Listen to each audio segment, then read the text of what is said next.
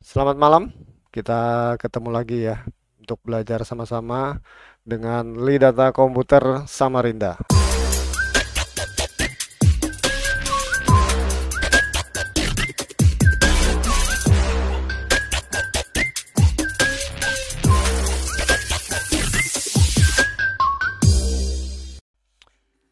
Oke, selamat malam. Kita ketemu lagi belajar lagi tentang sinologi NAS, Network Attached Storage ya.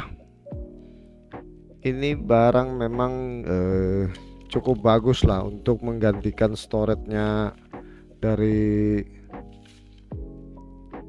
kantor-kantor itu ya. Jadi kalau kantor-kantor itu sekarang kalau PC-nya banyak, terus kalau menggunakan hadis yang murah ya, yang standar ada di pasaran sekarang itu kebanyakan hadisnya kan refurbished ya.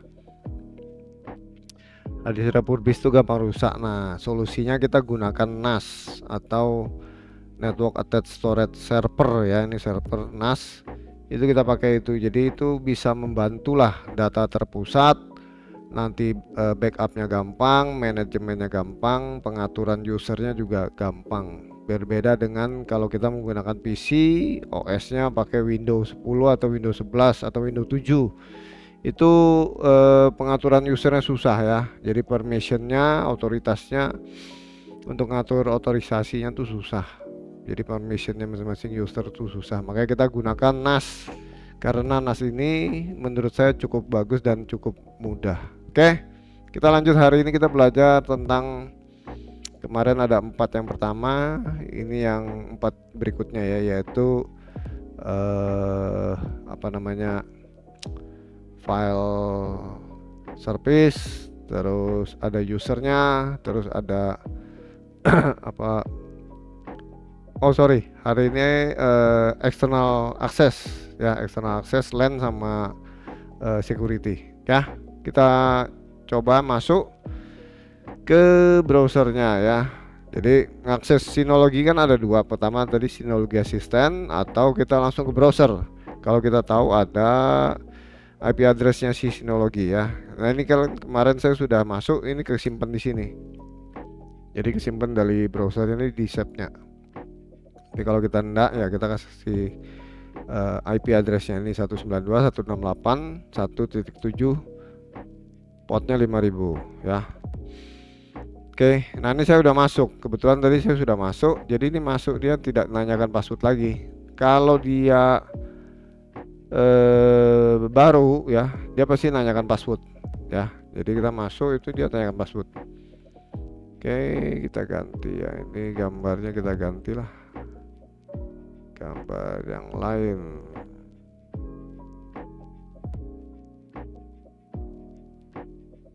Oke ya, kemarin masuk sini kan yang shell folder, file service, user, domain sudah. Sekarang kita lari ke eksternal, network, security, dan terminal. Nah eksternal ini kita lihat ya satu-satu. Eksternal kita lihat satu-satu. Ini ada quick connect. Nah ini yang kontroversi kemarin ya, quick connect dia dinonaktifkan katanya. Menurut saya sih enggak ya. Quick connect ini salah satu keunggulan dari Synology ya, quick connect, karena dia bisa memberikan kita keleluasaan untuk mengakses NAS kita ini walaupun kita berada jauh dari posisinya ya, jadi di luar kota gitu misalnya ya. Kita bisa mengakses NAS ini, kita ngambil filenya, kita isi file, kita edit tuh bisa. Dan kita tidak memerlukan IP public ya, walaupun IP kita private dynamic, kita bisa tetap akses. Jadi dia sistemnya seperti pakai VPN nya si Synology ini ya. Ini VPN nya Synology sih, atau tunnelnya si Synology kalau menurut saya, kira-kira begitu. Nah untuk mengaktifkan ini kita harus masuk dulu ke Synology accountnya ya. Jadi kita daftar dulu Synology accountnya ini ya. Kebetulan saya sudah daftar, sudah masuk. Kalau belum, kita masuk dulu di sini daftar. Bisa menggunakan akun Google atau akunnya Microsoft, itu bisa. Ini dari tadi internetnya agak lambat, saya nggak tahu kenapa, apakah mungkin gara-gara hujan atau apa. Dari tadi lambat, mungkin ada gangguan ini. Saya pakai IndiHome, jadi ini saya udah jadi dah. Synology account itu kalau kita belum register, kita masukkan aja ya, kita register, kita pakai akunnya Google bisa, akunnya Microsoft juga bisa. Nah kalau sudah terdaftar, baru Quick Connect ini bisa aktif. Nah ini Quick Connect kita enable ya, ini kita enable. Namanya apa? Quick Connect ini yang supaya nanti diakses orang ya. Kalau kita kasih nama Lidata Demo Synology. Kalau mau sulit ya kita kasih panjang aja namanya, sulit. Jadi orang nggak bisa, kalau orang nggak tahu namanya, dia nggak akan bisa akses si Quick Connect ini. Tapi kalau kita bagikan Quick Connect ID-nya ya orang bisa akses. Kalau seperti ini kan saya bagikan, orang bisa akses. Nah kalau yang kita mau orang nggak bisa akses atau terbatas ya, namanya kita jangan bagikan ya. Jadi nggak kita publish. Oke, ini advanced setting. Nah ini Quick Connect relay service, ini di relay ke servernya Synology ya. Jadi kalau kita nggak bisa akses langsung, kita nggak punya IP public, dia langsung ke servernya Synology. Kemudian apa yang bisa diakses oleh Quick Connect ini? Mobile application. Mobile application ini nanti aplikasi yang ada di HP kita, Android atau iOS. Ya, ini ada DS Audio, DS Cam, itu ada aplikasinya, APK-nya kita bisa download di Google Store atau di Apple Store ya. Nah ini bagus kalau ada Synology Drive, Synology Foto, Synology Chat. Yang menurut saya bisa dipakai ya DS File, Synology Chat, Synology Drive, Synology Foto. Itu bagus, itu bisa kita pakai ya. Kemudian Synology Drive Server. Nah ini Synology Drive ini seperti Google Drive, kita bisa akses Synology kita jarak jauh seperti Google Drive. Dia akan jadi satu drive sendiri di komputer kita ya, kalau kita terkonek dengan si Synology Drive ini. Persis seperti Google Drive lah, cuman ini datanya di server kita dan ini free kan, kita tidak bayar. Kalau Google Drive kan free-nya cuma 15 GB, sisanya bayar. File sharing, ini kalau kita mau file sharing ya, ini bisa diconteng atau dihilangkan. Kita nggak mau misalkan orang yang akses ke Quick Connect untuk buka DSM kita, ini hilangkan aja ya. Tapi kalau kita mau ya kita conteng aja. Jadi ini aplikasi yang bisa atau package yang bisa akses oleh orang-orang yang masuk melalui Synology ya. Jadi ini Quick Connect ya. Ini kalau saya apply nanti jadi sudah Quick Connect kita. Nah ini Quick Connect kita pakai Lidata Demo Synology ya. Oke lanjut ya. Tadi saya sudah perbaiki, kita kembali ke Quick Connect ya. Ini jadi kalau ini kita kasih Lidata Demo Synology, kita simpan, nanti dia nyimpen datanya ya. Lidata Demo. Lidata Demo Synology sudah terpakai, nggak bisa dipakai lagi.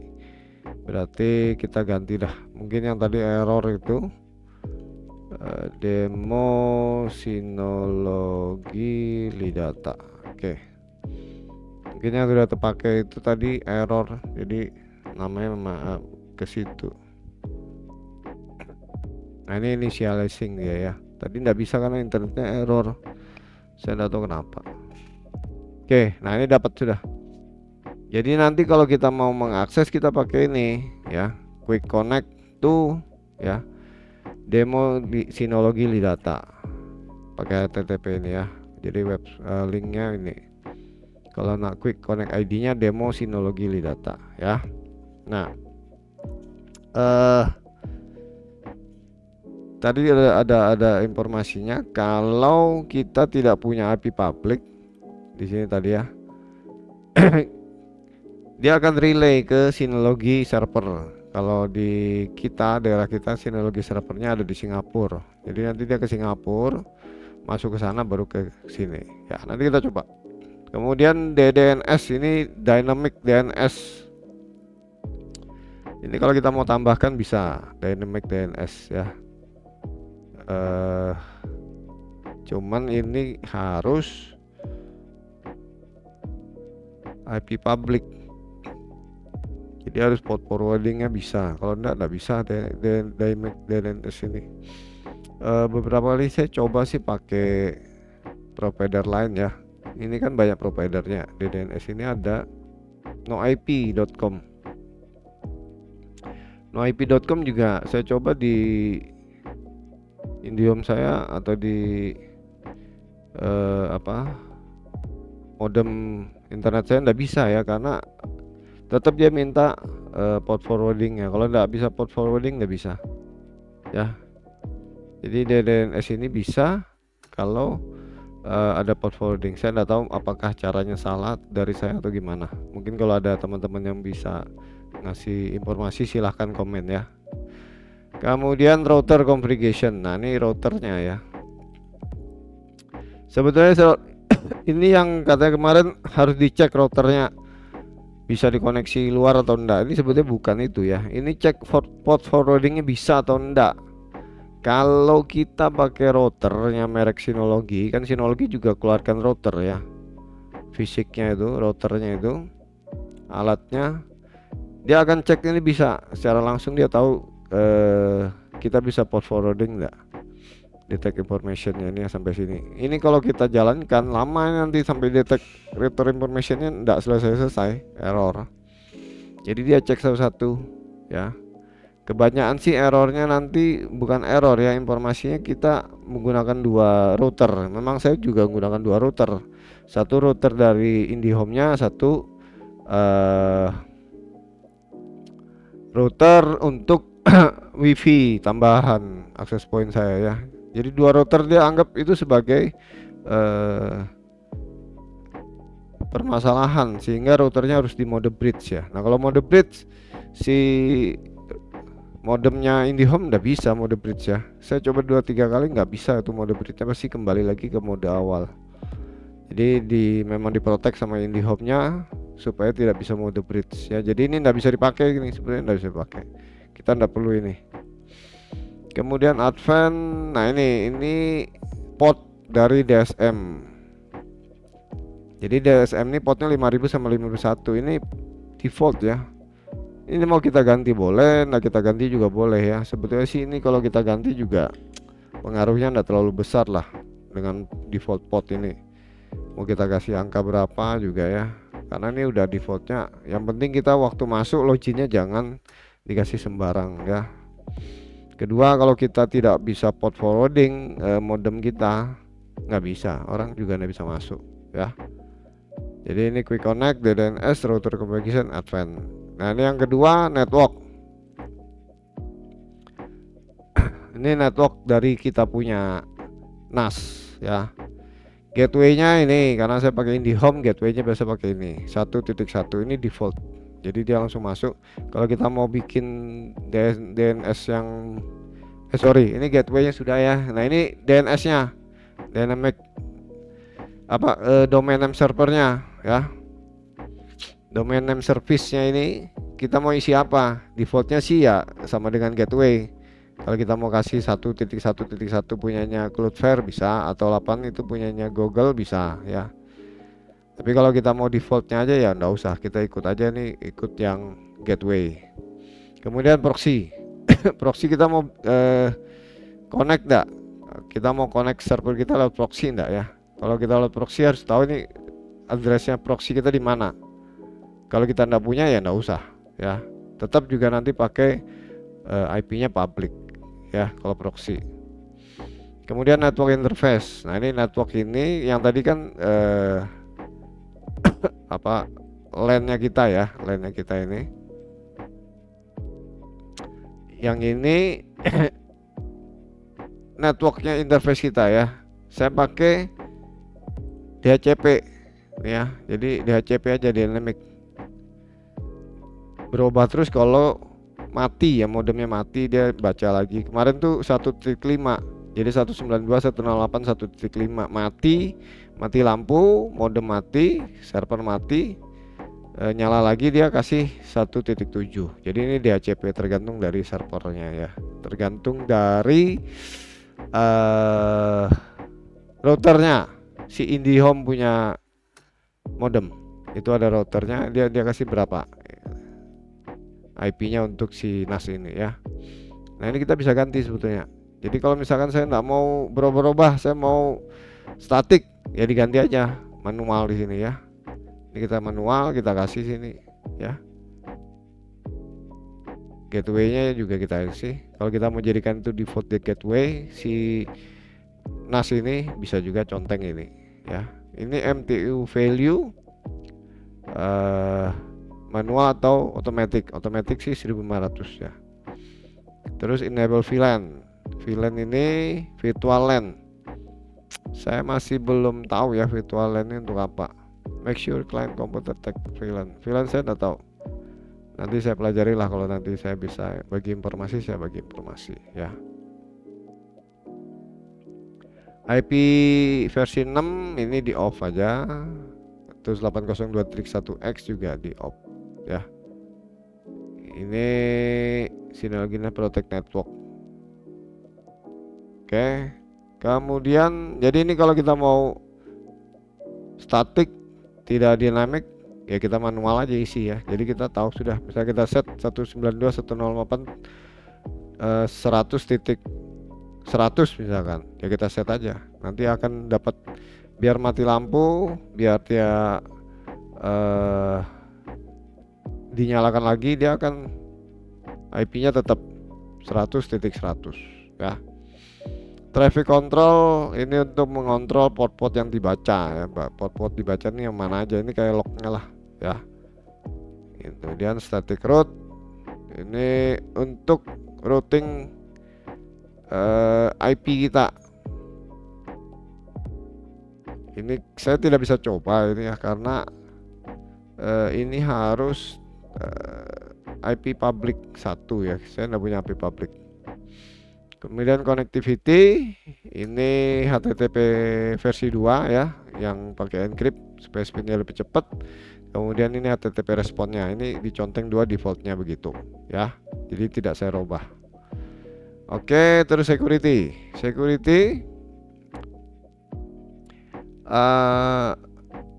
ini default seperti ini ya, ini default seperti ini.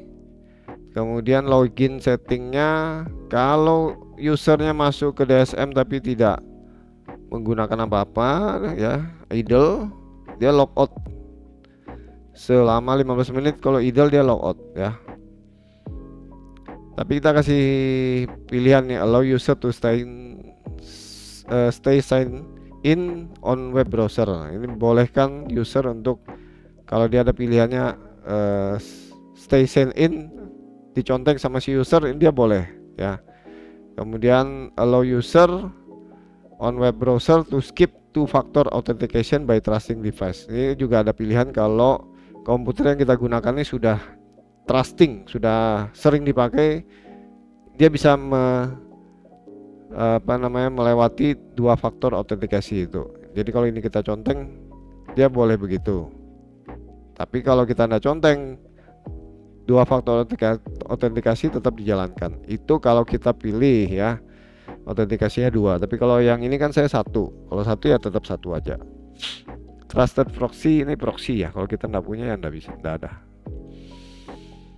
Account, nah ini 2 faktor autentikasi diaktifkan atau enggak, saya tidak aktifkan ya. Terus adaptif juga, mau diaktifkan atau enggak, saya tidak.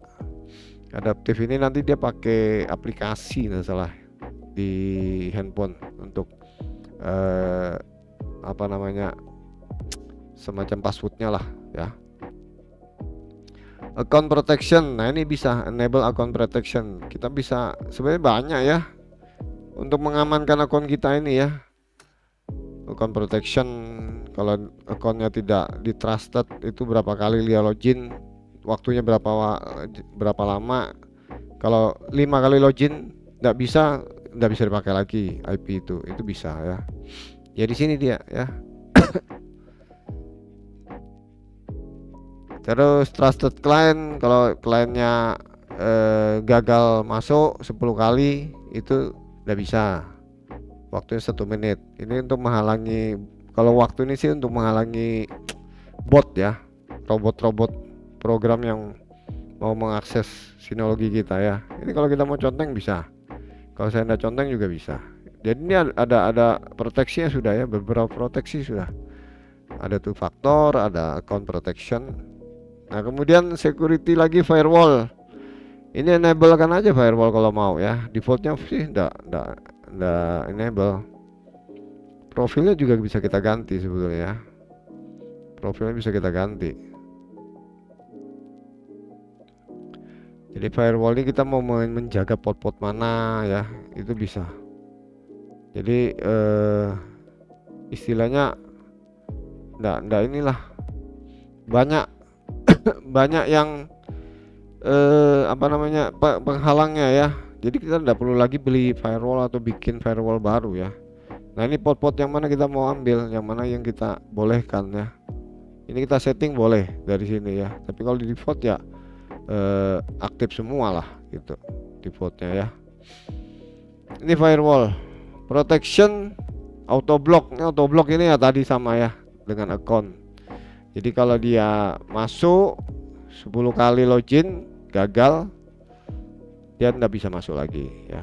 Ini kurang lebih sini sih account protection tadi. Oke, terus denial of service DDoS ya.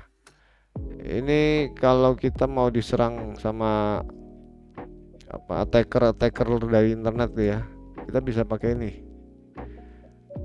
DOS protection ya. Kita bisa enable kan. Jadi defaultnya sih enggak aktif. Tapi karena kita kan di LAN 1, kita enggak perlu aktifkan, enggak apa-apa. Tapi kalau kita PPOE nyambung ke modem, itu baru kita bisa aktifkan. Kembali lagi kalau kita punya IP public. Kalau IP kita enggak public sih kayaknya enggak bisa ya. Mungkin kalau bisa saya enggak tahu, siapa tahu ada yang ngerti bisa kasih saran ke saya. Oke. Kemudian sertifikat. Nah, ini sertifikat bawaan dari sinologi ya. Ini untuk supaya kalau kita di luar ya, di internet itu dia terbaca oleh si browser. Sertifikat ini artinya ini websitenya oke ya. Kalau tidak sertifikatnya tidak baru atau tidak ada sertifikat, dia dianggap sebagai website diblokir lah ya. Biasanya itu diblokir sama si Google atau sama Kominfo ya. Advanced HTTP compression ini kalau kompresi ya supaya lebih cepat. Terus SSL ini secure socket layer ya. Ini model encryption. TSL ini saya lupa singkatannya apa. Secure socket layer dengan SSL.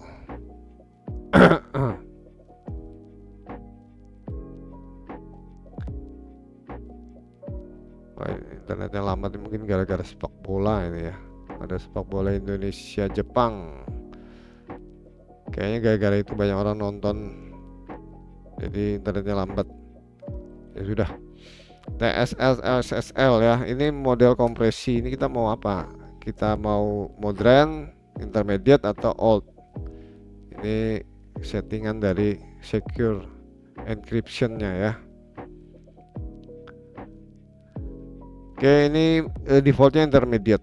Jadi tidak ya tengah-tengah lah ya. Kemudian kayak MIP ini remote key. Ini kalau kita punya server lain ya, kita bisa simpan key kita ke server atau sinologi NAS yang lain itu ya. Sebagai jadi key kita disimpan di NAS lain, kalau kita mau buka kita ndak lupa tuh. Ada key-nya sudah di sana, key-nya kita ndak lupa, dia bisa terbuka. Jadi saling menyimpan, itu kira-kira begitu ya. Oke, nah ini terminal terakhir ya, terminal ini ada terminal ini enable telnet sama enable SSH. Ini kalau kita mau akses sinologi dari jauh ya, kita gunakan telnet tapi apa protokol lama ya, protokol lama. Jadi telnet ini protokol lama. Gunanya apa? Gunanya kan kita copy file, rubah file. Jadi server itu sebagai komputer kita, jadi kita bisa akses, bisa kita explore itu servernya NAS kita ini ya, menggunakan telnet. Tapi telnet kan tipe lama sudah jarang dipakai, yang banyak sih SSH. Ini kita enable kan ya bisa. Jadi nanti kalau enable kita port 22, kita bisa ini masukkan file, install file lewat command promptnya Windows atau shellnya Windows ya. Ini diaktifkan boleh, tapi kalau kita ragu, kita takut orang lain bisa masuk ya, ini dinonaktifkan aja ya. Kadang saya kalau mau pakai atau membaca NAS-nya secara komen ya, saya aktifkan ini ya SSH-nya. Kemudian SNMP sama, ini juga manajemen network management protokol ya. Simple network management protokol ini sih tipe lama juga, tapi masih dipakai. Jadi ini protokol juga sama. Kita untuk mengakses sinologi kita dari jauh ya. Ini mau diaktifkan bisa, mau tidak diaktifkan juga bisa. Defaultnya non. Oke, itu ada 4: external access, network, security, dan terminal SNMP. Nah, yang kita mau coba nanti itu sinologi quick connect-nya ya. Cuma sayang hari ini internetnya lambat. Saya nggak tahu gangguan kah atau ada masalah lain. Jadi untuk nyobanya sih kayaknya nggak bisa ya. Nanti video berikutnya dah kita coba. Mudah-mudahan besok atau lusa sudah bagus. Nanti kita bisa coba. Kita coba quick connect. Apa sih yang kita bisa dapat dari sinologi dengan quick connect ini ya. Salah satu yang menurut saya bagus sinologi drive, terus sinologi foto, DS file itu jadi pemindahan file. Kemudian chatnya juga bagus menurut saya, bisa dipakai chatnya sinologi chat. Sinologi chat ini chatting antar user di sinologi ya. Jadi kalau kita jarak jauh, misalnya saya di Surabaya atau di Jakarta, saya mau chat ke karyawan saya di sini, saya pakai sinologi chat itu bisa. Jadi tidak perlu tergantung pada aplikasi chat yang lain. Nah, ini berguna kalau di negara itu chat tertentu diblokir ya. Misalkan di China sana WhatsApp kan diblokir, kita nggak bisa chatting menggunakan WhatsApp kecuali pakai VPN atau kita pakai provider yang kita bawa. Nah, kalau misalnya kita nggak bisa, kita pakai sinologi chat itu bisa, karena itu chatnya tidak terhubung dengan negara tertentu ya. Jadi chatnya ada di kita. Oke, kira-kira itu, mudah-mudahan berguna. Kalau berguna Anda bisa subscribe ya, karena saya mau cari subscribernya sampai 1000 lah, mudah-mudahan bisa dapat. Oke, terima kasih.